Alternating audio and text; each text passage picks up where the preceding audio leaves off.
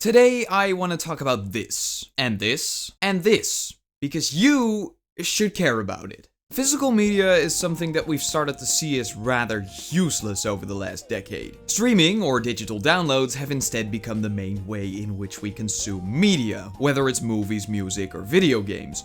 And we have been led to believe that physical media really doesn't have any value anymore, because why go out of your way to buy a physical copy of something while you can have everything on demand through a subscription service? But now, physical media seems to be making a bit of a comeback. Take, for example, the resurrection of listening to music on vinyl. And I must say that I am all for this trend because, in my opinion, physical media is more valuable than any streaming service will ever be, and using physical media in a digital age might actually have way more benefits than you could ever imagine.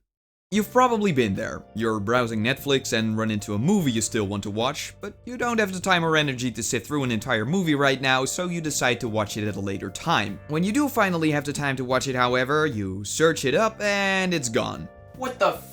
Where did Madagascar 2 go? Or maybe you've been paying for a subscription for years and all of a sudden, during your movie, ads start showing up and you are forced to pay extra to get them removed. We see it all the time. Companies can choose to change the rules of their platforms whenever they please. And even though it is everything but consumer friendly, there's nothing you can really do about that. And that brings me to the one thing that streaming services are aiming to get rid of: ownership.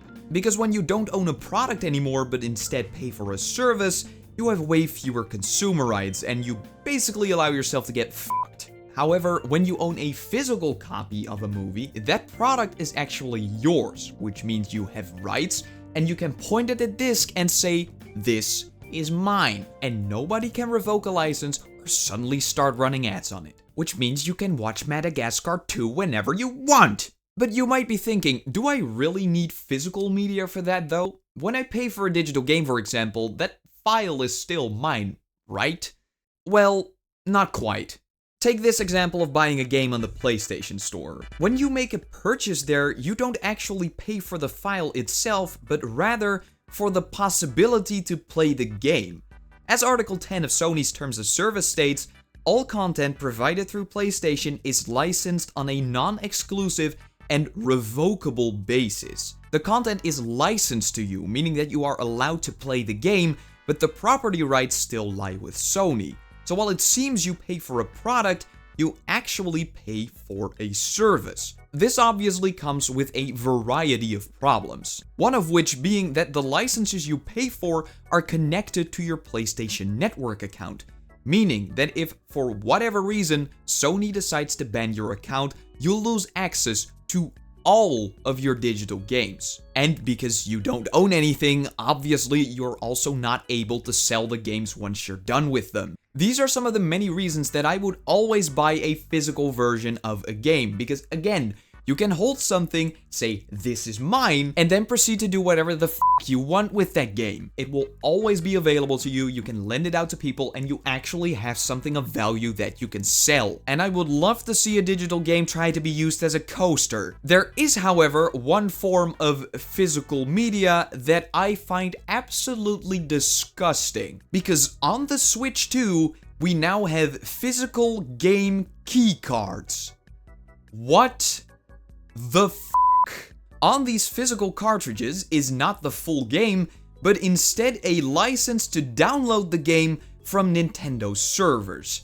Now, this is still a little better than full digital because you can still sell the cartridge and the license isn't tied to your account, but come on! Now you've got a physical game and you're still dependent on Nintendo server infrastructure and you don't even own the software itself. My God! So yeah, ownership is getting taken away at every level, and anti-consumer practices seem to get more and more common these days.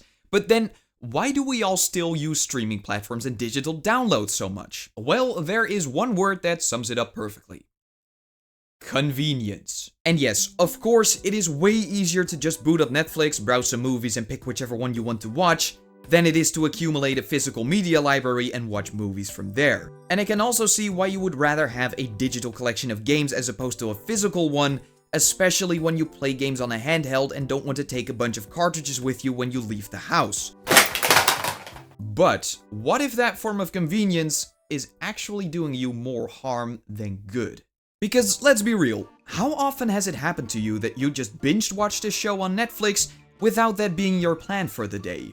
Or how many times have you booted up your game console without really knowing what to play, so you end up in the same game you've been playing for way too long, even though you don't really feel like playing it? Using digital media often comes with a lack of mindfulness on how and what we consume, which is a genuine problem. Because it means we end up consuming things just for the sake of consuming it, instead of actually contemplating whether we find a piece of media worth consuming. However, when using physical media, my personal experience is always that I am a lot more present when deciding whether I want to play, watch, or listen to something. Whenever I'm playing video games, that extra step of having to physically grab a game from my shelf and putting it in a console results in me actually thinking through what it is I want to play. When watching a movie on DVD or Blu-ray, I feel like I'm making much more of a conscious decision than when I'm watching something on Netflix. Mostly because I made the choice that I wanted to watch a movie when I bought it at the store, so when I do start watching it, there's a sense of delayed gratification there. But even when listening to music, picking a physical album to listen to requires me to really get in touch with my feelings and think about which artist's music would align with that, instead of just choosing one of the playlists I always listen to on Spotify. And on top of that, listening to a full album results in me hearing songs I would never have heard otherwise. And I am consuming the art the way the artist intended it. Whatever it is I am consuming, physical media just enhances the experience. And once I'm finished, it's also way easier to quit and move on to other things, because I'm not on a platform that is designed to keep my attention for as long as possible. And let's not forget that a lot of people do not watch Netflix on a TV, but rather on their phone or laptop. Disconnecting from these devices and watching a physical movie on a TV, however, separates the experience from your everyday activities, which again helps you be a lot more mindful when watching a movie. And let's be real, any excuse to get off of this piece of shit is a good one.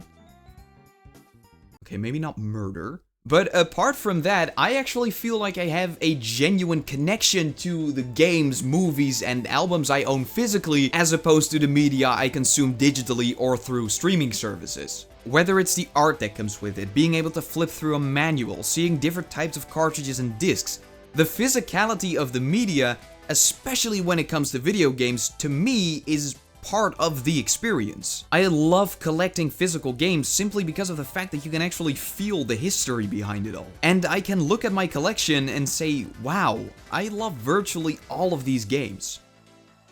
Virtually. And that is definitely not something I can say about all of the games I have in my digital library on PS5.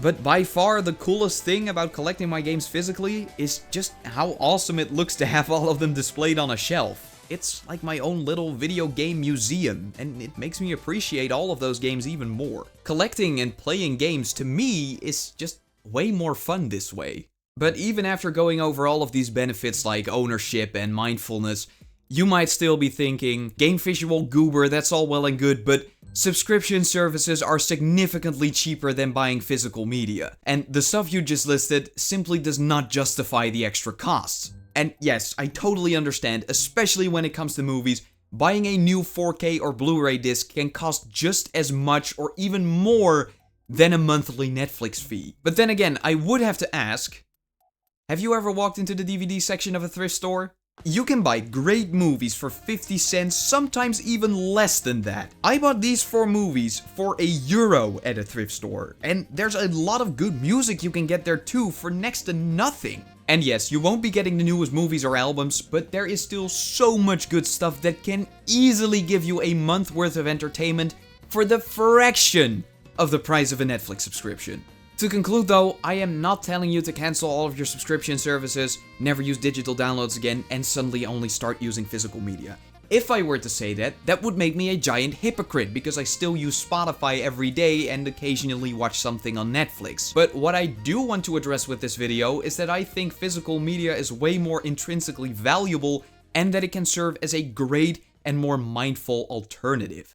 Physical media is often regarded as outdated, and streaming services and digitalized media are framed as the future or inevitable. You've probably heard the phrase, "you will own nothing and be happy," as a prediction of our future. But the thing is, the people claiming this probably have something to gain from us believing that. And physical media can serve as a reminder that you don't always have to go with the trends and can still make conscious decisions about your media consumption. So please, let me know what you think about using physical media in a digital age in the comments below, because this is something I am very passionate about and I would love to discuss it further. If you've made it through this entire thing, please consider leaving a like, hyping the video, and subscribing to the channel. And well, we talked about how physical games can enhance the gaming experience, but if you want 4 more tips on how to actually start enjoying video games again, I'd recommend to watch this video next. And now that that's all out of the way, if you don't mind, I'm gonna go ahead and watch Madagascar 2.